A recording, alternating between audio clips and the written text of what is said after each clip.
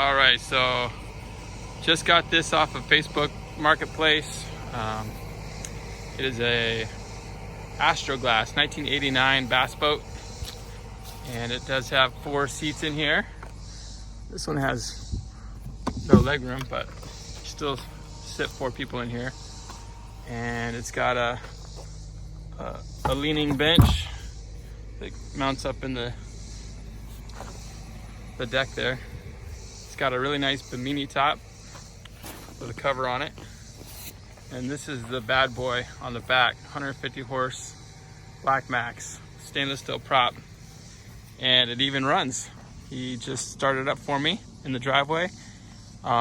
It is leaking some 2-stroke oil out of the cap of the tank.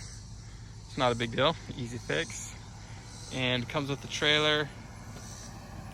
And nice trailer. It's just oxidized, but nothing, no real rust that's major, just a little surface rust maybe. Pretty heavy oxidation on the actual boat, but that should buff out pretty easy. I think it's gonna look really nice when it's shined up. Comes with a fish finder, and it's got all your storage compartments, and it does have a cover that I put away underneath the storage bin. And yeah, it's a clean motor. Motor has obviously very little usage, and it comes with a battery, which is unusual. So it's pretty much turnkey, ready to go. Wonder if it has an hour gauge on here. If it does, it doesn't work. And he told me the trim doesn't work. It just clicks. So that could be just a matter of relay switches, or it could be potentially a motor. All right, so the next scene I'm going to show you actually taking the trim motor off at my shop back at home and trying to troubleshoot it. Here's the trim motor I took apart. Yeah, it wasn't working. It was just clicking. So I went ahead and removed the trim motor, and it kind of exploded on me. I didn't take it apart very gently, and I broke the brushes and the assembly on the top. And I found out this is like a really hard one to find, and the replacement was like $550. So that's not going to work. So I am actually going to try to glue all these pieces back together and put these brushes back in. I still have the springs, so let's see if that works. And maybe I can just JB weld all these pieces back together and put it back on, put the motor back together. Let's see. All right, with a little bit of patience, I was able to piece this brush assembly back together, and you can see I still have a little crack right there, and you can't see it, but there's a crack here that's where they're just resting against each other. So I'm going to put a little JB weld on that and let it sit overnight, and then I'm going to take this assembly back out again and my JB weld the bottom side of it, because there's a lot of clearance underneath of it that I can put a nice buildup of epoxy on it to hold that assembly all together. I think we're going to make this thing come back to life.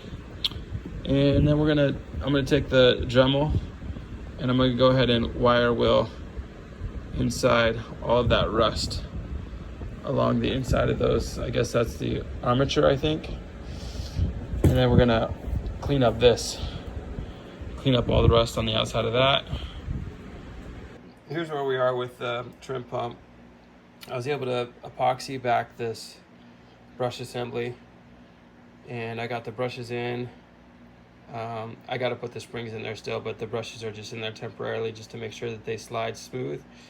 And I've got the wires soldered back in place, and it's not pretty, but it is a solid connection. The solder's kind of ugly, but it is actually a pretty solid solder.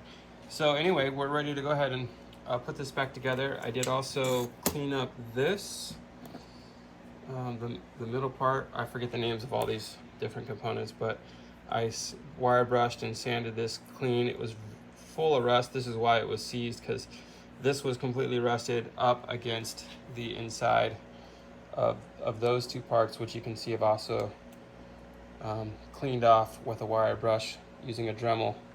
So this is all cleaned up. Also, this is all freshly cleaned with a 600 grit sandpaper, and then I just used some alcohol to clean it all up. So it's I think we're good to go ahead and put it together and see if this thing works. Thought I'd show this part of the process here.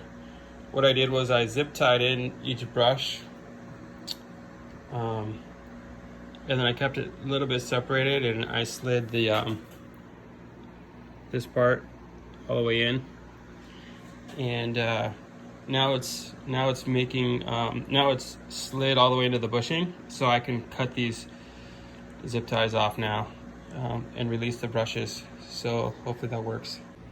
Okay, so we got this all put together again, and we're gonna test it out and see if it starts. Nope. Oh, it starts. It's running.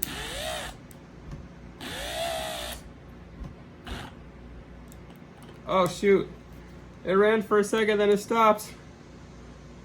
Oh man. Okay, so I took apart this back part, and the brushes, the solder joint that I did that looked kind of cruddy, it was actually cruddy. It came right apart. So I took it apart, resoldered it, made it a much cleaner solder. I actually respliced the copper wire and soldered it really well, and it's working now. So let me show you how it works. And it goes the other way too. And it's spinning good. So we should be back in business. The only thing I forgot was to put these two seals in. So, but that's not hard. I just can remove each cover. I don't have to remove it completely. I should be able to just stretch these over top and put them in place. Little update. I've got the trim motor back on, and it does actually work when I press the button. You can hear it.